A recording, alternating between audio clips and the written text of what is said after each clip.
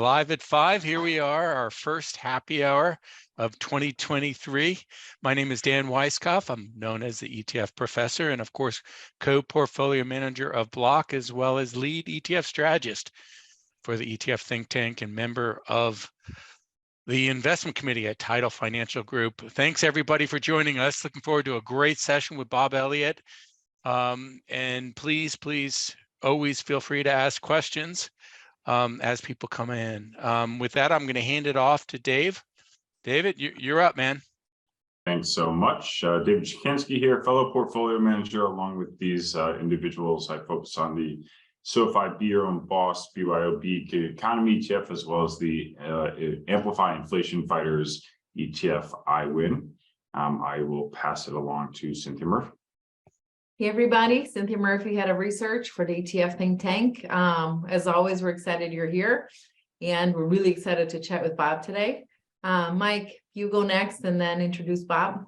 Okay, still coordinated. We're coming out of the gate strong here in 2023. I actually got to take a day or two off and do Animal Kingdom with my kids. So excited to be back. It's been a couple shows we've missed here with the end of the year. We're going to have a drinking word today. I've got my red Solo cup. It's going to be alternatives. We're going to be talking about all kind of alternative ETFs and concepts and things in that nature and macro. There's a lot to cover. As usual, please retweet us. I'm going to put also in there the backgrounds in case any of you want to come up and be part of the show and ask questions of Bob later on. I recently listened to the podcast he did with Meb Faber. It was spectacular. Also put links to his website and the strategies that he's involved with in the chat. So with that, I'm going to hand it to Bob to introduce himself and his background and a little bit about Unlimited. Yeah, great. Thanks, folks, for inviting me here to kick off 2023, which I think should be a pretty exciting year for those of us trading markets and in the ETF space. Just a little background about myself for those of you who don't know me. My career has been 20 years as a systematic investor. I was at Bridgewater Associates for nearly 15 years, where I developed systematic investment strategies across basically all the major asset classes, many of which were used in the flagship Pure Alpha Fund. I also, before starting Unlimited, had a tour through the private side of the 2 and 20 space, running a $125 million venture capital firm that used big data to identify high potential opportunities, sort of like systematic investing in the private side. And over time, I sort of came to realize that the world of 2 and 20 managers generate great returns, but they also charge very high fees. And that got me to thinking hard about whether there was a way to bring the concepts of low cost, diversified indexing that have totally changed stock and bond investing and bring that into the world of 2 and 20. And that's really what we're doing at Unlimited, which is developing diversified, low cost index ETFs that replicate the returns of 2 and 20 asset managers by using technology to understand what they're doing and then packaging it in that investor-friendly form of the ETF. And you know, you can check out our blog and our website with more information about the products and the strategies that we're up to. Our first strategy is focused on replicating the gross of fees returns of the hedge fund industry. That's really what we've focused on with our first strategy, and then over time we're going to build out a suite of ETFs around those concepts: private equity, venture capital, other specific hedge fund strategies. All right, so I'll kick it off and then you guys throw up your hands for the next stuff. I got to know, how different is this world of being an entrepreneur from living under, you know, Ray and whatnot? I mean, we have other products with Damien and Alex that are also former. I mean, I've got principles. Oh, I've got a background, so you can't actually see that there's a bookshelf. You're here at the bar. Yeah. There's actually a bookshelf over there. I don't know. I mean, it's got to be culture shock to go from, you know, that much structure to the entrepreneurship of being an ETF entrepreneur. Yeah, I mean, it's hard to believe, but when I started at Bridgewater almost 20 years ago, it was a very entrepreneurial environment. You know, we were kind of, the idea of systematizing macroeconomic trading was a pretty revolutionary and unusual idea. Most people thought that macro was, you know, investing by savants. You had to be a Soros type with just, you know, your spidey senses help you understand how to trade macro. And when I started Bridgewater, there was only a few $1 billion under management, and it really was the challenger organization. And so in a lot of ways, that's what drew me to going to Bridgewater. I mean, it was obviously a very innovative way to approach running money, but it was also, you know, small. I remember actually Damien and I used to sit together in the basement of the building, you know, just a few feet away from each other, you know, out there going and raising money from clients when the fund was, you know, well before the fund got anywhere near the size that it is. And so in a lot of ways, coming back to being an ETF entrepreneur is like going back to the roots. This is what I really wanted to do. This is what I really enjoy is sitting in the seat of being a challenger and trying to, you know, disrupt the world. Back then it was disrupting the world of macroeconomic investing. Today it's really thinking about how do we bring 2 and 20 products, which are out of the reach and too expensive for most investors, and bring those to everybody. And that, you know, I think the ETF world and obviously working with you guys has been, you know, opens a great opportunity, a great door of making these sorts of strategies much more accessible at a much lower cost and in a much more investor-friendly structure than, you know, had ever existed before. And so that's, you know, that's a very exciting thing to me. That's what gets me out of bed in the morning. I really enjoy the fact that we can provide that.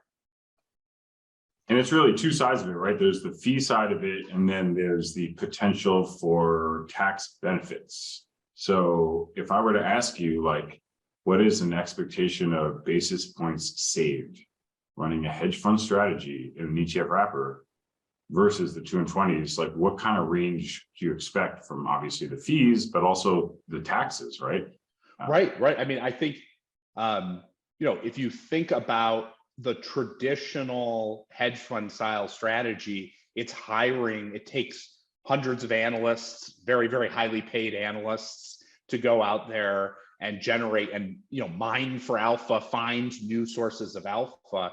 A lot of what we do with our strategy is we use technology, and it allows us to look over the shoulder of what those investors are doing, looking at their outcomes, and then take that understanding and translate it into long and short positions in liquid securities that we can package in the ETF form. And so because we're using technology instead of, frankly, like highly paid analysts, we can offer 2 and 20 style returns at, you know, under 100 basis points rather than you know, 2 and 20 style fees. And because it's in an ETF wrapper as opposed to a traditional LP structure, you know, assuming you hold an ETF for more than a year, you know, in general, you can book it as capital gains, which is a much lower fee structure. I kind of like to quip sometimes that we're trying to bring, you know, 2 and 20 at a quarter of the fees and half the taxes, which is a pretty amazing and pretty differentiated product than, you know, what has existed before in the space. Well, also don't forget, if you don't sell it, you don't necessarily have a capital gain, right? That's exactly right. I mean, you only have to pay, unlike a lot of LP positions where you get distributions every year, you have to pay the taxes whether you want to or not. You don't have to do that in ETF, right? That's the great thing about it.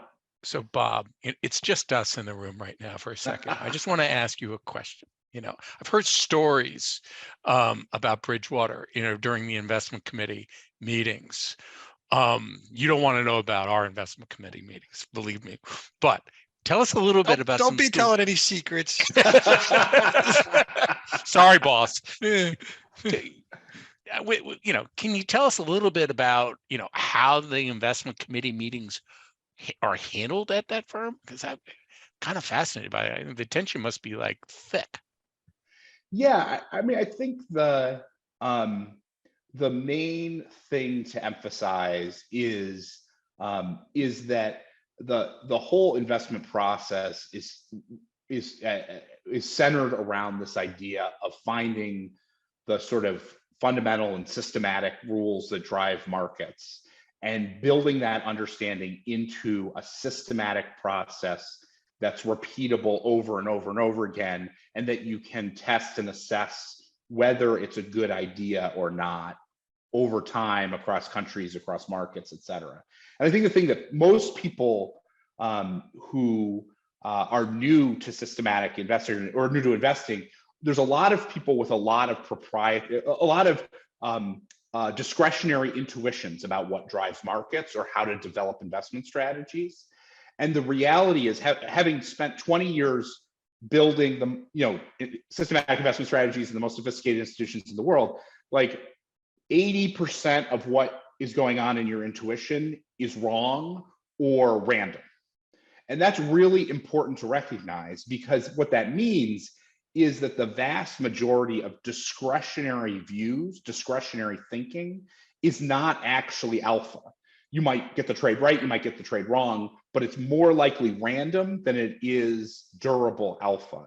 And one of the things that was really the focus at Bridgewater, and I've obviously brought subsequent to that in the venture space as well as at Unlimited, is really that rigorous, systematic approach that you can test, stress test, and really build something that you think can be durable and viable over time, and not something that is, at the whims of your personal discretion. And that's really, when we think about our strategy, that's what we're trying to do, is build a systematic approach to looking over the shoulder of what asset managers or hedge fund managers are doing in order to see how they're trading and how they're positioning, because over time, those sorts of managers are pretty darn good at beating markets. The problem is they cost too much, right? So if you can see what they're doing and offer it at a much lower fee structure and a better tax structure, it's a pretty good, it's a much better outcome for the investor than it would be if you directly invested in those funds. All right, so I put on my founder compliance hat. I love how you keep saying over time, right? Because we have this word alternatives, and you always have to use the word over time with alternatives, right? Because they don't work all the time. They're for cycles and for behaviors. It's funny. Now I'm wondering why we chose this word, because it's really, you're creating access not to alternatives, but to strategies that historically have been locked out of the retail or smaller investor. Yeah, I mean, most of these strategies, most sophisticated hedge fund strategies, you have to be an institutional investor. You have to be a pension fund or a university endowment or a sovereign wealth fund to get access to high quality hedge fund like strategies. And most of the people, even if you have $100 million of assets to invest, most of the funds that will take your money are funds you don't want to invest in. Right. Let alone the fact that the tax structure is inefficient and it's illiquid and you get locked up and there's fees on top of fees and all that stuff. But that's right. It's really about access to those alternative investment strategies in a way that hasn't really existed all that well over time. Okay, so I'm going to change direction a little bit, and folks, well, if you have questions, a question before you change direction? Oh, yeah. I've been get in there. I worked so hard to disconnect on this vacation. It's my first day back. I can't even find my little raise hand button. So I'm just going to interrupt real quick. Go for it. She's got it. I know it's here somewhere, but I'm not finding it.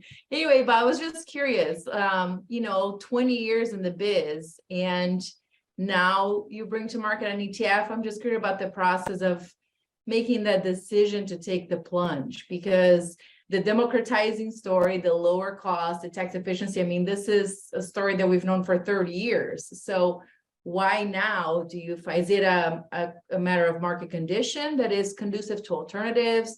Is it, what was the light bulb that went, that made you plunge to this dark side? Well, this dark side, this is the light, folks.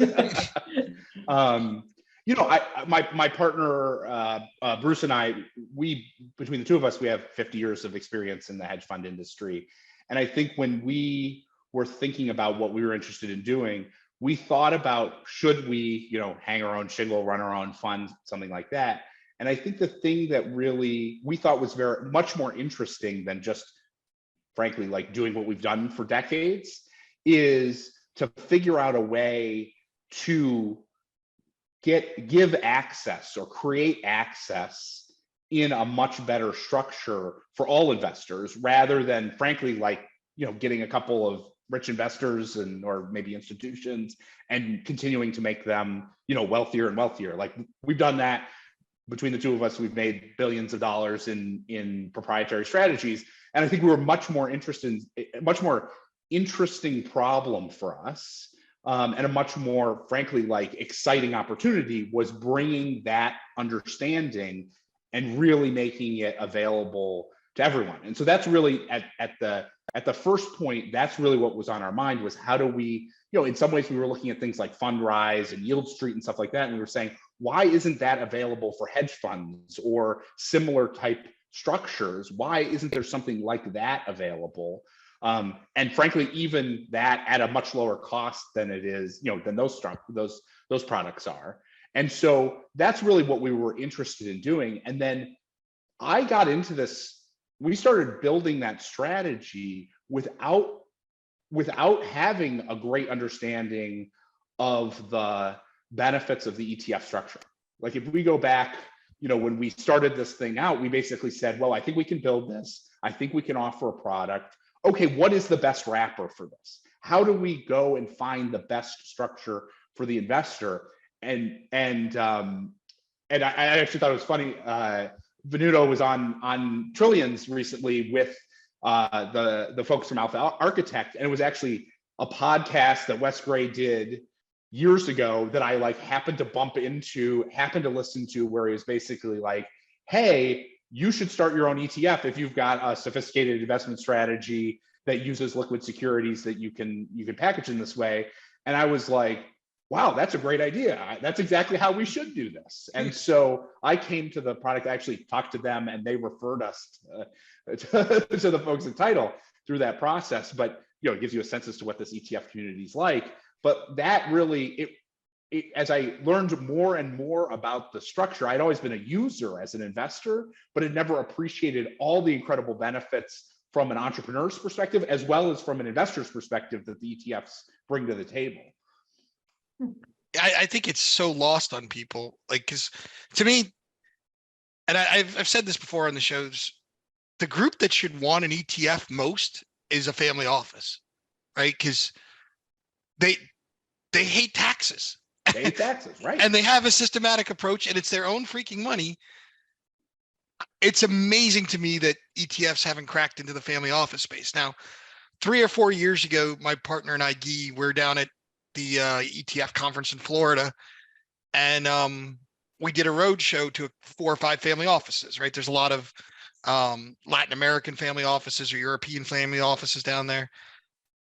And we were just shocked by the response. We'd walk in, we'd explain what an ETF could do for them, and they'd be like, nah, we'd rather play 2 and 20 and do a portable alpha strategy that nobody can see what we're actually doing. And we don't want our name associated with the liquid investment. And we were just shocked. And it got even worse, because we'd be like, but you do understand you can run it active. No, ETFs are only passive. No, you can do it active. Like there's so many parts to it that they couldn't understand. I'm thrilled to see the hedge fund community coming, right, but the family office community needs to get in here. Yeah, I agree. I mean, the ETF structure offers a ton of opportunities. And one of the things I didn't appreciate before I got in, into the ETF space much deeper over the course of the last year was the regulatory changes that got implemented in 2019 and 2020. Frankly, that kind of got people didn't quite recognize all the different things that happened with 6011 and then the 19b4 stuff, which that's real inside baseball for ETF nerds who might be around here. But the gist of it is, it allows for entrepreneurs to launch much more efficiently than they ever have before, which obviously you guys, are instrumental in that process for a variety of different folks. But also it allows the operation of much more sophisticated investment strategies without having to get the sort of pre-clearance or exemptions from the SEC that you typically had to get. And even better, it institutes common sense risk controls that you should be doing anyway as a manager of money. And so what it allows us to do is, not every hedge fund strategy, as an example, works in an ETF wrapper, but a big chunk of the hedge fund style strategies that are out there, the types of exposures that are being taken on, can absolutely be run in an ETF wrapper, given these new regulatory constraints or the relaxation of regulatory constraints that are out there. And that really has changed the picture a ton, frankly, relative to things that got launched, 5 or 10 years ago. It's a totally different environment to run sophisticated strategies today than it was 10 years ago. Before you go on the question, Dan, I just want to clarify what some of these things are, just because it's good that we have it on the record. It's 6E11 is the ETF rule. Everybody thought that was going to change the landscape massively. It did, but strangely, the second rule that nobody knew about changed it even more. So really the short version of the ETF rule, which, it makes it possible for us to do things like we do with Bob, was that anything that had been done in a mutual fund could now be done in an ETF, and you didn't have to go apply for exemptive relief and all the BS that, 20 years ago when I first started doing this, we had to pay $2 million to get that first step done. So that's great. The second rule is even way more impactful because it's what's allowed all these things that you're using: leverage, derivatives, option strategies, Cayman subs. All of this is coming from what's called the derivatives rule. And that one, I want to just walk back a little bit on the statement. It's not that they deregulated. They just made really, really strict rules that you got to fall into that most people can't. and you got to spend a lot of compliance money to check these things and do all that sort of stuff. Like, Jacansky's being quiet, but he's spending all day in the background, quanting this stuff to make sure you stay within the rules of 19B4. And I'd say as a person who's been on the hedge fund side, I look at those rules and I say those are prudent. Like that is how people should run money, in terms of, things like risk controls and VaR constraints and things and leverage constraints and things like that. Like, it's the right way to run money, not a constraining way to run money. And that's, I think, the thing that's exciting about it, because it opens the door, frankly, for people who've been like in the hedge fund space, who come in here and look at those things and they say, yes, I'm familiar with that. I know exactly what the types of constraints that puts on. I'm comfortable with that. I've been operating that way for a long time. And so that's, it's great that it sits in the ETF, in the ETF wrapper these days. Yeah. And that, Dan, 2 seconds and then you can ask your question. The other thing that broke was, up until that rule, ProShares and Direction had complete duopoly on leverage and inverse ETFs. Now anyone can do them as long as they fit within the 18F. It's not 19 before, it's 18F4, the derivatives rule. 19 before is a different one. I realized we were saying. Yeah. Maybe I quoted the wrong one. You guys probably know better than me. It's 18F4, I think. 19 before is when you're applying for a rule change on an exchange listing. I apologize. It's okay. It's the derivatives rule, but that broke a duopoly, which to me, that's a great thing. So Dan Weiskopf, ETF professor, sorry, I had to geek out there with Bob on this, because I think it's awesome that people get to know that some of this inside baseball. So go ahead, Dan. Well, no, it is wonderful that people do know them. I think it quite honestly confuses some people. And some irony of it is also that this is the year, I think, that Vanguard's patent expires. We'll see. We'll see. Okay, Yeah. fine. But I'm glad to see them having some competition. So here's my question to you, Bob. You know, I come from a family office background, and I've approached family offices before. And part of the reason why they love hedge funds is it's kind of like this exclusive um, uh, uh, tool, if you want, right? But here's the question, right? They always ask, well, what's the benchmark, right? How is he performing for? Why can't they use an ETF as a benchmark, such as maybe your benchmark, right? And measure that against their hedge fund access? Because honestly, guess what? It's accessible. Right. A random benchmark that you can't buy doesn't work so well. An ETF does. Exactly. That's exactly right. And I think that's the part of the thing when we think about our strategy is trying to take, something like, let's say, the HFRI index, which people are pretty familiar with, or Sure. other, various hedge fund indices. And looking at that, that's not an investable asset for investors, because you can't buy 3,000 hedge funds at the same time, right? That's an implausible thing. And it also is very important to recognize that those benchmarks are net of that 2 and 20 fee.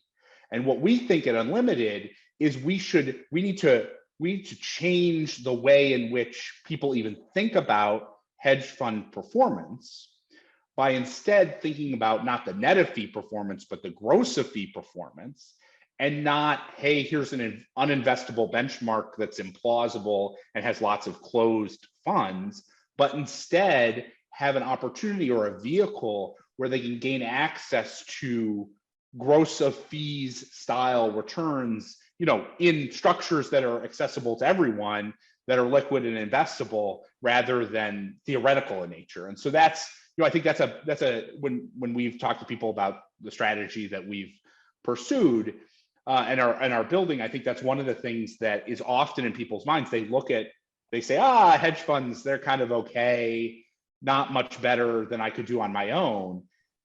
Hedge funds themselves, hedge funds don't have a performance problem. They have a fee problem, right? And they have a tax problem. And if you can deal with the fee and the tax problem, you actually have a return stream, net of gross of fees and with a better tax treatment. That's actually a very good return stream that many investors would, if you can get access to it, would love to have access to that return stream. One last point on that. And not all hedge funds manage their leverage the same way. That is something they don't all hedge. So underappreciated, and it drives me nutty. So David, you're up, man. Yeah, well, also, I mean, what are you trying to get out of a hedge fund allocation, right? You're trying to get alpha, but also diversification. So access to those dollars to reallocate at like an opportune time is just not always available in a hedge fund wrapper, right? This is daily liquid, so you can manage it within your portfolio accordingly. And when it has its strong performance, sorry, Bob, maybe even do the right thing and trim a little bit and rotate your exposure. Fine with me. If it's better for the client, that's good. Yeah, well, I guess having intelligent clients is probably a good thing in the long run. So, but my question is, what about positioning in today's markets? We'll talk currencies, countries, bond markets. What are your thoughts right now? What are you seeing from your data on some of the asset classes that you like, dislike, or that your system is computing, obviously? But if you could give us some insights, I think we're all, the amount of divergence and potential outcomes in this year is just so insane. I think it's actually one of the most interesting periods. As I said, we run a systematic process, and it allows us to basically look back over the last 30 years to see how hedge funds have positioned through time. And I think one of the things that's very interesting about this period is hedge fund managers are have as low confidence right now as they've had basically at any time in the last 30 years, other than protecting in extreme crisis scenarios like 2020 or 2008. And so what that means is they're running very low leverage, very low risk relative to, say, 2 years ago when all assets were going up, where they were running relatively elevated risk. And so that's the first thing I'd emphasize is I think all of us are struggling with this. Every day we look at the macroeconomy and we look at the markets and we say this is a cycle that we're not that familiar with. And given that it's a cycle that we're not that familiar with, struggling necessarily to find exactly what the right positioning is through that.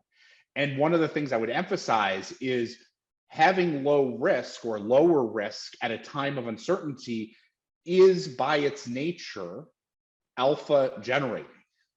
And so when we look at what these hedge funds are doing right now, that's a big part of how hedge funds were able to navigate 2022 very well, is by preserving capital. Hedge funds in aggregate were only down a few percent in 2022, an outcome that darn near everybody would love to have, right? Just down a few percent over the course of the year, considering over the long term, the returns, gross of fees, are equivalent to stocks, give or take. And so I think that's the first thing. The second thing, when you go under the hood, what we see with the hedge funds is one of the ways in which they're reducing the risk is they have relatively low positions in equity risk, relatively low positions in bond and duration risk, a bit more elevated positions in credit, because balance sheets are in a bit stronger shape than would necessarily earnings or earnings conditions be. And then you're also seeing them position in assets that you may not necessarily hold in your portfolio. So things like gold and commodities, those are types of assets that are creating a diversified portfolio. And then within the equity book, we see things like short tech stocks, still short tech stocks, which is an important thing to think about. Just because things fall 80% doesn't mean they can't fall another 50%. And long value, small cap, other countries other than the US, really moving away from the US mega cap tech world and continuing to play that out. And that portfolio, they've been able to navigate these difficult market conditions quite well, all things considered. All right. I'm going to go the direction I was going to go a little while ago. And I think we'll come back to the strategy and portfolio because I see some questions in the chat. All right.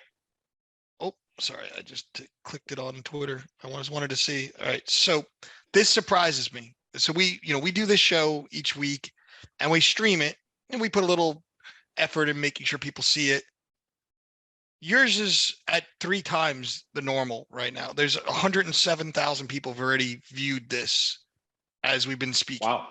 All right. I mean, usually we're probably at 20 or 30,000 by this time in a show. Part of running a business, right? Like one of my favorite quotes is, the only thing that separates an asset manager from a researcher is assets. Right. So like, I get all these guys on time, Lynn Alden, or I talk to Darius, they're like, well, I'm a researcher. No, you're doing the same damn thing. You just don't have assets yet. We get you an ETF and boom, now you're in the same game. But part of that is being a business person too. Like you have been a rock star in what you've done, right? Like we use you as the case, but like nobody knew who you were on Twitter 6 months ago. You've got 50,000 followers. We got 100,000 watching. I've seen this today. What is it that's worked for you? Like as an ETF entrepreneur, what has been the good decisions that you feel have led to the success of your strategy in terms of gathering assets out of the gate? Yeah, I mean, I think a big part of it is, I think is recognizing that there aren't that many great sources of information about how to navigate through the macroeconomy for the everyday investor. And I think, frankly, part of what has been very rewarding for me is getting onto Twitter, which actually, like, kind of amusingly, it started. I was like, well, I started like a trade log.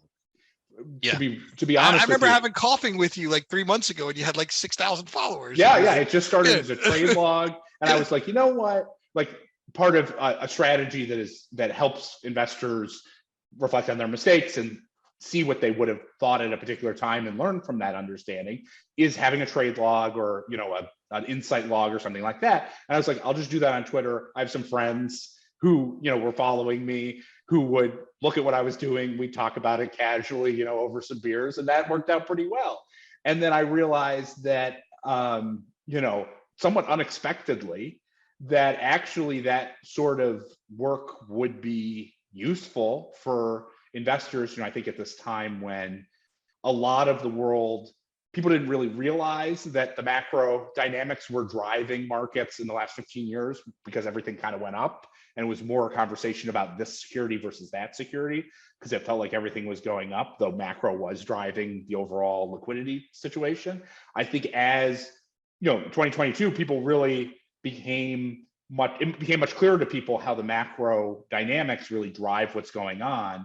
And so I've really enjoyed basically helping people see how do you navigate that? What do you look at? And what you see every day, it's written by me entirely. And I got ugly charts and stuff like that. And it's basically what I do to understand what's going on, to help inform me about how the world's playing out. And so I've been frankly pleasantly surprised at just how much interest there is in it. And also, frankly, like the sophistication, the collaboration. This FinTwit community, particularly around macro, it's a great community. Like, the people are smart. They, are, disagreements happen, but it is, most people are positive and supportive to each other. And it's really, I would say, the antithesis of the old hedge fund space, where everyone's trying to, prove themselves to be better than everybody else. You take this FinTwit community, and I think it really is a great universe of people just trying to understand what's going on in the world, trying to navigate these challenging market environments, and trying to do just a bit better than they could do on their own, which is really a lot of fun. And it's great. Yeah. It's interesting because it links up with the transparency of the structure, right? So, I mean, before starting Tidal and Global X and all that stuff, I was at Horizon Kinetics. We were a hedge fund, right? Like, and I had a similar role as you. I was fourth hired employee, right? So I'd gone through all kinds of stuff. But anytime the press picked up on us, we hid. We didn't want to be in the spotlight, right? Like, we had some energy company in I don't know, Nevada or something, and just like Greenpeace picked it up and wanted to say that we were like promoting coal consumption in China and accused us of all this kind of stuff. None of it was anything true or anything we knew, but we didn't even want to respond. We didn't even have our pictures on the website because we were afraid we were going to get kidnapped like Eddie Lampert, right? We didn't want anybody to see who we were. Like, that's how different the hedge fund world is from the transparency and openness of the ETF world. All right, Weisskopf, what do you got? Yeah, so Twitter, I think, is a wonderful resource on so many different levels, and I'm glad that you've had a positive experience. Some people on our team, struggle with it because they get attacked. So how much time do you spend on Twitter? Because it's always something to that you have to manage, right? I mean, I use it. I think it's important to recognize that in order to be an asset management professional running money, in the markets, like, it's not a part-time job. It's not a casual hobby. It's not, you don't just kind of casually look at things and then kind of go about your day and hope everything works out. Like, running money, it's the hardest, it's one of the hardest businesses in the world. And you have to have your head in the game. You have to understand what's going to play out. You have to understand your risks. And so what you see, that's why I kind of describe it as a trade log. Like, what you see is what I have to do in order to be able to feel confident that I can, run this investment strategy or develop additional investment strategies effectively for all the different people who are invested in the strategies. And so, in some ways, the answer to your question is like, I'm spending as much time on Twitter as I need to spend in order to understand what's going on, have a view, have perspective, and develop that understanding. And yeah, of course, it takes a little bit of time to like snag a Fred chart or snag something from Trading Economics. For those of you who regularly follow me and see my ugly charts, it takes a little bit of incremental effort. But I also think that that's great because it helps others see how to navigate through this sort of environment. And I think that really is, part of our desire was to bring a return stream or bring strategies that were previously inaccessible to the vast majority of investors and make those accessible to investors. I think also part of what we are really excited about is the idea of bringing the ways of thinking that exist in institutional quality asset managers and bring that way of thinking into, make that accessible to everyone. And there's lots of great people on Twitter who are pursuing that exact thing. And I think it's great. Like, I think it's great that people get to see what it really takes to be a great asset manager, what it takes to understand what's going on, and how to even think about the problems that are in front of them, and the uncertainties that are in front of them. I love that the way you're describing it is A, it's authentic, B, it's part of your process, and calling it a trade log as opposed to an investment in a stock takes away promotional aspects of it, right? It's just a factual statement. Yes, exactly. I mean, all you see is just, this is what's on my mind. This is how I'm thinking things are playing out. That's what you see. And to be clear, that could be wrong. It almost certainly is wrong. Like, it's wrong a lot, because even the best, the best asset managers in the world, the best macro asset investment managers in the world are wrong, 40% of their trades in any given month. So, recognize that. But this is the process, I've learned over the course of a 20-year career. What you're seeing is the process that I've used to understand what's going on and to build and manage systematic investment strategies. And that's what I'm doing every day. So what kind of, do you have any examples of any institutional thinking that we're still missing in an ETF wrapper? Like, in terms of, if you look at opportunities in the alternative space, I think I really need a drink. There you go. Red Solo Cup. You guys are welcome. I'm pretty sure we should have went with macro. We were like, yeah, we should have gone. Exactly. But all right, keep going, Cynthia. Yeah, but just curious from your experience on the other side, like, what do you see as, kind of still white space, or what do you see as opportunities to explore? I think there is, when I look at the world of particularly, trading liquid markets, hedge fund style strategies, things like that. Like, there's so many innovative, interesting, smart ways in which people manage money that, aren't in the space at all, and that could be put in an ETF wrapper. I mean, look, if you go to Morningstar and you look at ETFs and then alternative ETFs, I mean, how many, other than like sort of option overlay strategies, if you really get to like hedge fund style strategies, there's like not that many, right? There's, as an example, just to give context, there's 3,000 hedge funds in the world with $5 trillion of assets under management. And there's like 20 hedge fund style ETFs that are in the market with like $3 billion in them. Right, like that doesn't make any sense in terms of, particularly when you think about how many of those strategies could be run in that way, how the ETF wrapper is just so much better than unless you're an institutional investor, it's so much better if you're a taxable investor to have it in an ETF wrapper. Like, we're gonna see, we've thrown the first pitch in the game of moving sophisticated asset strategies from, the world of LP structures to the world of publicly traded portfolios. We're just very, very at the start of that whole process. And so that's what I'm excited to see, is all these people with all their great, interesting, innovative strategies, bringing it to the table, and making it accessible to everybody to see their insight, their products, gain access in a pretty novel way that's going to be totally different, over the course of the next 10 years than it has been for the previous 30. And if any of those people are out there and they want to launch an ETF, please visit titlefg.com. I think we're going to go to the audience now. Let's do it.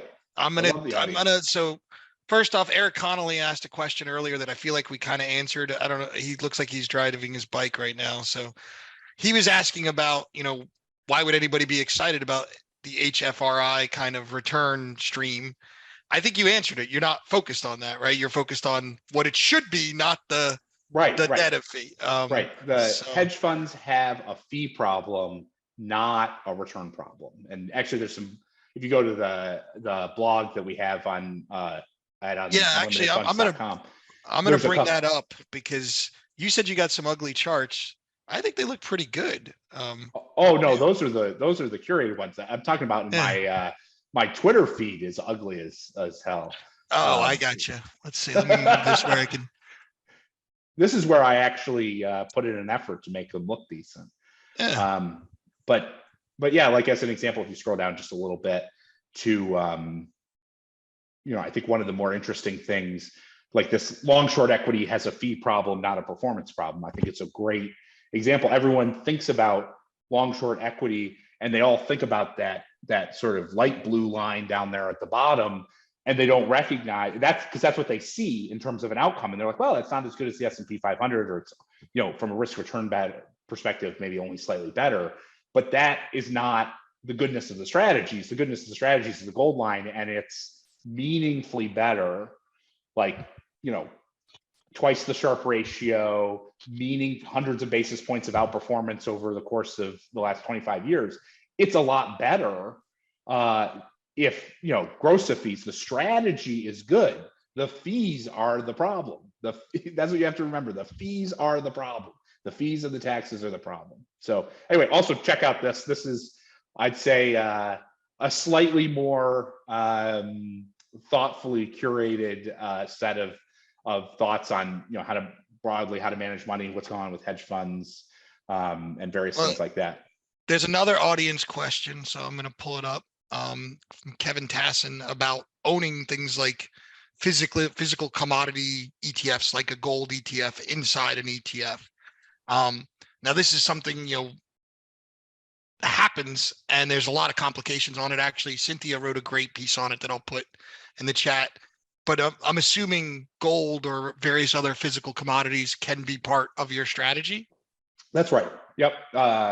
At the outset, we're by and large using ETFs, but over time, as you mentioned, we have the ability. You can use exchange traded futures through a Cayman sub in order to do those things in a tax efficient way.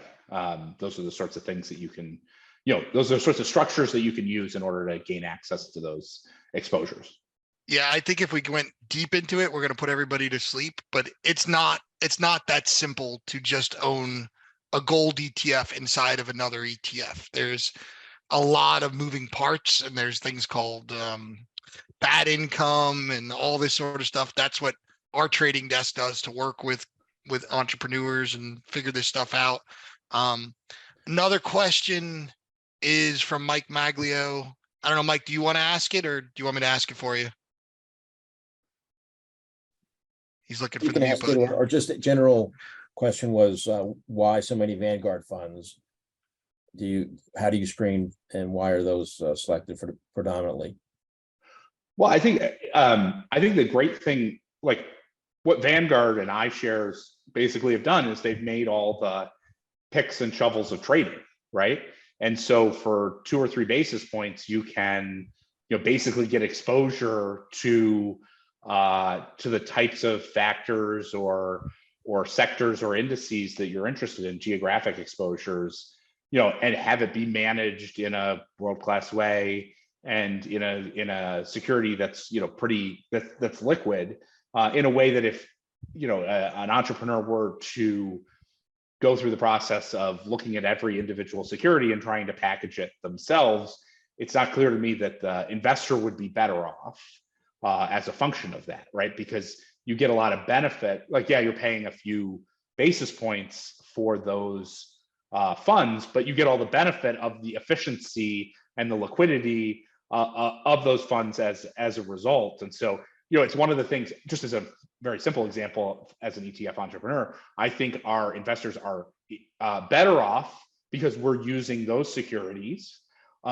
rather than doing it entirely, you know, basically trying to build the securities from the bottoms up on our own. And unfortunately, the way the rules work is we're actually penalized for that because we have to report the acquired fund fees in a way that you might very well have worse returns for investors if you did it yourself rather than using those securities. But look, the thing that matters is not, you know, how beautiful you are at the pageant. The thing that matters is whether the investors are getting the best outcome that they can get. And so that's what we're laser focused on. And that's why, you know, many folks will use things like index ETFs within their product. All right, we got another question from the chat. I love this one. It's from somebody that we see often in our spaces. His tag is Fried Chicken Finance, but he's I'm sure a lot of you guys know him because he's in a lot of our spaces. But he's curious about your thoughts on some of these more influencer-based ETFs. And full disclosure, you know, Meet Kevin is in our trust, but there's beyond Meet Kevin, you also have Portney. You have, you know, some others that are obviously said they're coming. My defense of it is when Kevin came to us, we made him register. We made him go through the process of becoming a legally registered investment advisor. You can take his advice or not. Owning his ETF is taking his advice, right? Like, but what do you think of the future there of influencers using this structure? Well, I think the two thoughts that are on my mind is I've been in this business for 20 years. I know how hard it is to generate persistent alpha. You know, I've seen the smartest, most sophisticated investors in the world at best 55-45 or 60-40 on trades on a monthly basis. And so I just think it's really important when you're thinking about who you're trusting to make investment decisions, that you're thinking carefully about the quality of their thinking, their experience, and their ability to, in a persistent way, generate high quality alpha in a way that's durable and that you expect to be repeatable over time. You know, if there's one thing I've learned, there's lots of different ways to make money in markets. So that's not to say that you can't. The only way to make money is in systematic macro trading strategies. That's definitely not true. But you want to really look hard and think hard about that. I think the second thing, and we were joking before about we were talking about how we were watching that Madoff documentary. I think it is. I think people fail to appreciate just how great the ETF structure is from a consumer protective standpoint. Like, our product is registered with the ETF products are registered with the SEC. They are inspected by the SEC. They are transparent. They are held by an arm's length board. You know, they're run by an arm's length board who is responsible for making sure that they adhere to strict requirements related to risk controls and things like that. Like, that is great from a consumer protection standpoint. It is kind of a pain in the ass, but from a community, for all of us, everyone nods their head. It's like, it is kind of a pain in the ass, but for the investor, it is so much better. And when you compare that structure and the risk of, you know, the risk of misbehavior, let's say, in that sort of structure relative to simply giving investment advice like over the internet, or relative to, you know, various private structures, it doesn't compare. Like the investor is so much better protected in something that is a SEC registered investment advisor, SEC registered security that's run by an arm's length trust. It's so much better for the investor. And so, you know, that's the other thing that comes to my mind, which is like, be careful when you're talking to someone or you're getting investment advice from someone who isn't an SEC registered investment advisor and who isn't subject to the similar regulatory constraints that those of us who are trading in the ETF space are subject to. Yeah, the irony is that also limits our ability to say much, right? So the people who have gone through the most rigorous stuff can say the least. Like, I mean, I'm sure all of you noticed, we've alluded to Bob's fund. We've not said the name or the ticker because that will mean we won't be able to repost this. So that's how silly this gets, but it's all there for the protection of the end investor. And to me, that transparency one is so important, and it drives me nuts how few people use it. Like, to Mike's question about Vanguard earlier, for 10 years, I've been talking about how Vanguard small cap ETF is 70% mid and large cap names. They just define small caps differently, but anybody can go and see that, but nobody goes and looks at it. Right. So embrace that transparency is a huge message from the ETF Think Tank, right? Like Bob's strategy, you can see what it holds every night. Every right? day. All the funds. Yeah. There's no hiding the ball here. And that's great. I think it's great that investors have that protection to ensure that, you know, they have something marked at NAV every day that they can look at and investigate and inspect and make sure is consistent with what they desire. Yeah, and it's funny because a lot of people, throw some hate towards Kathy, but she really pioneered embracing this transparency. Like, we all have to disclose what we do every day. She emailed it out and made it a point. Right. And went, right. So like she cleared the path for a lot of people who are coming that are not so nice to her. So I give her credit for that. Listen, we're at the top of the hour. We really appreciate Bob Elliott joining us from Unlimited Funds. We'll get this out as a distilled and in a video because we were very careful in what we said today and for compliance. Also next week, we got the crew from Folio Beyond, the group that does the rising rates approach, we'll get into it next week. It's a complicated one. It's definitely one you want a professional manager on. So, Bob, any parting thoughts? No. Thank you so much for having me. It's been fun to talk ETFs with a few ETF nerds and talk a little bit about entrepreneurship. If you folks, check out unlimitedfunds.com if you want to learn more about, our blog or the products and things that we work on. Unlimitedfunds.com. It's also, there's a link to the blog in my Twitter profile. And you can check me out at Bob E Unlimited for that daily trade log, that regular log of what's on my mind. Got some, 23 is going to be pretty exciting. So look forward to see you all out there on Twitter as well. Thanks for the ugly charts. We love them. Thank you, everyone. Thank you so much, everyone. We'll see you next week. Bye, everybody. See you later. Bye, everybody. Thanks. Bye.